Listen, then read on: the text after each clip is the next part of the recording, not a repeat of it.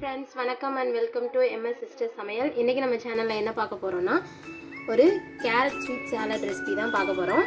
அதுக்கு முன்னாடி நம்மளோட சேனலை சப்ஸ்கிரைப் பண்ணாதவங்க சப்ஸ்கிரைப் பண்ணிக்கோங்க. பக்கத்துல இருக்க பெல் ஐகானை கிளிக் பண்ணிக்கோங்க. அப்பதான் நாங்க போடுற வீடியோஸோட நோட்டிஃபிகேஷன்ஸ் உங்களுக்கு உடனுக்குடனே கிடைக்கும். வாங்க फ्रेंड्स, இதுக்கு தேவையான பொருட்கள் என்னென்னன்னு பார்க்கலாம்.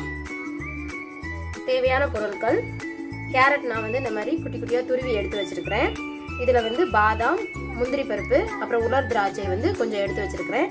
இந்த பாதாம் முந்திரி பருப்பு வந்து 1-2 உடைச்சு எடுத்து வச்சாச்சு. இதுல வந்து கடலை மிட்டாய் இருக்கு. கடலை மிட்டாயும் எந்த அளவுக்கு நம்ம வந்து குட்டி குட்டியா உடைச்சு எடுத்து வைக்க முடியுமோ அந்த அளவுக்கு எடுத்து வச்சுக்கோங்க. அப்புறம் எள்ளு எடுத்து வச்சிருக்கிறேன். தேவையான அளவு எள்ளு எடுத்து வச்சுக்கோங்க. அப்புறம் இதுக்கு இந்த ஸ்வீட்டுக்கு தேவையான அளவு தேன் எடுத்து வச்சிருக்கிறேன். ஓகே ஃப்ரெண்ட்ஸ், அவ்வளோதான் வேணுங்கிற பொருட்கள். வாங்க எப்படி செய்யலான்றதை பார்க்கலாம். ஒரு மிக்சிங் பவுல் எடுத்துக்கோங்க ஃப்ரெண்ட்ஸ். அதில் எடுத்து வச்சிருக்கிற கேரட்டை நம்ம போட்டுக்கலாம்.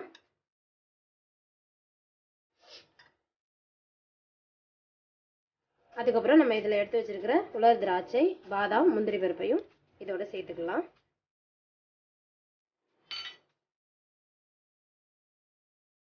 உடைச்சி வச்சிருக்கிற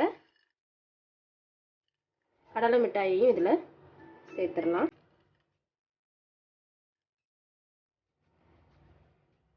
இதை லைட்டாக அப்படியே மிக்ஸ் பண்ணி விட்டுக்கோங்க. கொஞ்சமாக எள்ளு இதில் சேர்த்துக்கலாம்.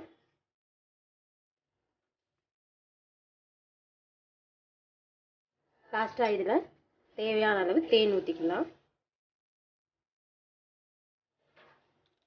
ஆல்ரெடி நம்ம எல்லாருக்குமே தெரியும் சாலட் வந்து நம்ம வந்து சமைக்க தேவையில்லை அப்படின்னு, ரா ஃபுட்டாக தான் எடுப்போம் அப்படின்னு. இது வந்து ஒரு ஹெல்த்தியான சாலடு, குழந்தைங்களுக்கு ரொம்பவே பிடிக்கும். பாருங்கள் ஃப்ரெண்ட்ஸ், அவ்வளோதான் நம்மளோட சாலட் வந்து ரெடி ஆகிட்டு. இதை வந்து வேற ஒரு பவுலில் மாற்றிட்டு காட்டுறேன்.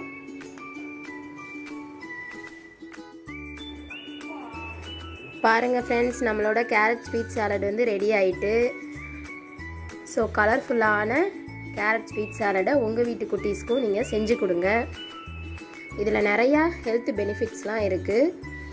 நம்ம வீட்டு குட்டீஸ்க்கு வந்து கேரட் தனியாக கொடுத்தா சாப்பிடுவாங்க, பாதாம் இல்லைன்னா கடலை மிட்டாய் இதை மாதிரி தனித்தனியாக கொடுத்தா சாப்பிடுவாங்க. ஸோ இது வந்து எல்லாமே ஒன்று சேர்ந்து இருக்கிறதுனால அதில் இருக்கிற ஹெல்த் வந்து